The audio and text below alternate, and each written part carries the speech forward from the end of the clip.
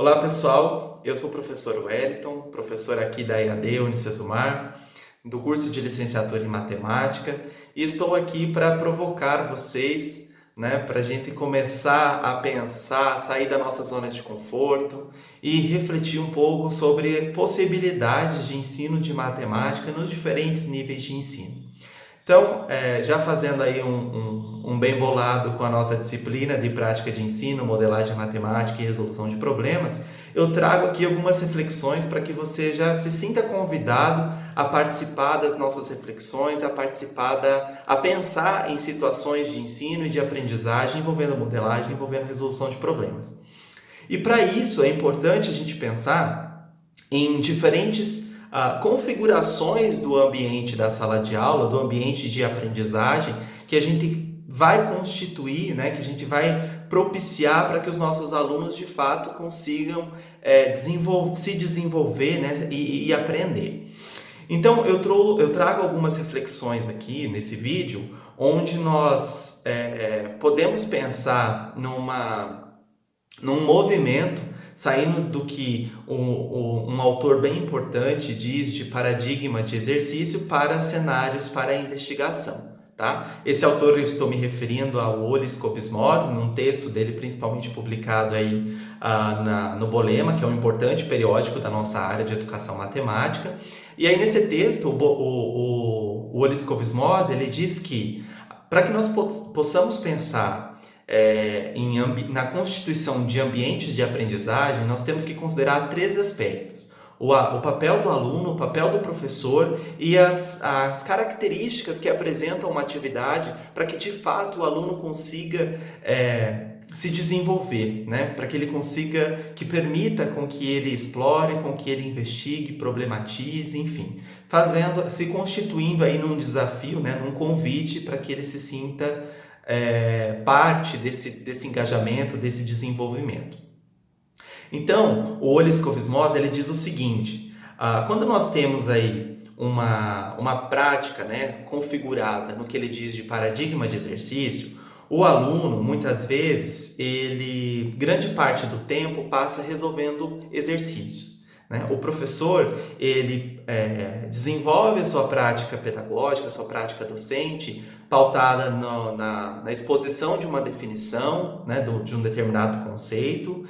Posteriormente, o professor passa alguns exemplos para que os alunos compreendam a aplicação daquele conceito, e aí os alunos vão, de fato, para a resolução de exercícios, empregando aquele conceito que foi abordado na atividade, naquela aula, naquela exposição. Quando nós falamos de cenários para investigação, essa configuração desses papéis, a caracterização das próprias atividades, elas assumem outras conotações, são diferentes desse modelo que a gente conhece bem, E aí nós estamos falando do quê? O professor, ele precisa apresentar situações em que os alunos se sintam desafiados, para que os alunos se sintam convidados a explorar aquela situação. E do mesmo modo, a situação ela precisa apresentar características, condições para que os alunos eles consigam então se engajar, se desenvolver e ter participação deles nesse processo de problematização, de investigação, de exploração dessa atividade.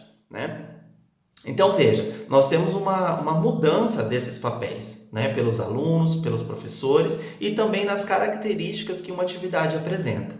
E aí quando a gente fala em cenários para investigação, é importante que o professor ele esteja ali sempre mediando, orientando, fazendo questionamentos que sejam relevantes e que façam com que os alunos eles consigam se desenvolver e desenvolver a atividade. Então, questionamentos do tipo: e se você pensasse desse modo? E se você considerasse tais variáveis dentro dessa situação? O que é que você fez? De que modo você pensou? Então, questões desse tipo fazem com que os alunos eles reflitam sobre o processo de construção da atividade, o processo de desenvolvimento da atividade. E aí, isso faz com que eles vão se desenvolvendo ao mesmo tempo. Mas para que a gente possa pensar, para que nós possamos pensar nessas diferentes atividades que, de certa forma, possibilitem esse desenvolvimento, o Scoville diz que nós temos pelo menos 6 formas de constituir esses ambientes de aprendizagem. E aí ele diz que nós temos 3 referências de atividades e essas 2 possibilidades de paradigma de exercício e cenários para investigação. Então veja, ele faz uma combinação desses elementos, onde nós temos aí 6 possibilidades de desenvolver a prática em sala de aula. Então, tomando como conteúdo essas referências, nós temos 3. Quando a atividade ela tem referência na matemática pura, quando a atividade ela tem referência numa semi-realidade e quando a atividade ela tem referência numa realidade.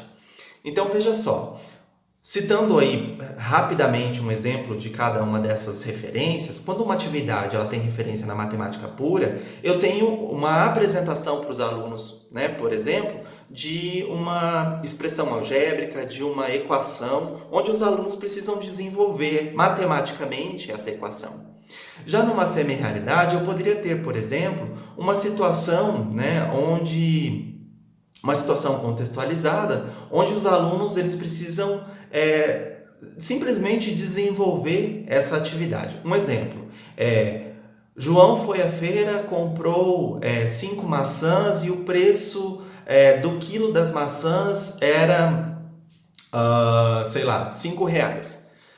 Considerando que uma média, né, entre uma maçã e outra, aí, uma média de massa, né, de peso dessas maçãs gira em torno de, sei lá, 200 gramas, quanto João pagou pelas maçãs, né? Então veja só, aí eu tenho uma situação que se apresenta como uma referência numa semi-realidade, porque eu não, ao propor esse problema, eu não fui lá na feira, eu não fiz o peso, né? Não pesei essas maçãs, eu não olhei para nada disso, né? Então são suposições, são situações artificiais que podem promover sim esse desenvolvimento nos alunos, né? Mas que eles precisam apenas desenvolver, resolver isso. Já quando eu tenho uma atividade com referência na realidade, essa configuração, esses dados, eles mudam, né? É diferente por exemplo, eu pegar uma série de dados, né, algumas informações reais, de situações reais, e propor para que os alunos interpretem esses dados, para que os alunos respondam alguns questionamentos a partir da interpretação desses dados, né? Porque aí eu tenho um problema que de fato ele é real. Então essas possibilidades que nós temos, né? E aí eu estou falando de exercícios pautados nessas referências, e eu posso falar também de atividades, né, que são mais abertas, onde nós temos a possibilidade de contar com a participação dos alunos na definição desse problema, e aí nós já estamos direcionando um pouco mais para cenários para investigação. Os alunos eles acabam se envolvendo e nós temos uma pluralidade de estratégias, né, de possibilidades para desenvolver as nossas práticas em sala de aula. E por que eu trago essa reflexão para vocês? Porque é justamente sobre esses elementos que nós vamos discutir na nossa disciplina de prática de ensino, modelagem matemática e resolução de problemas.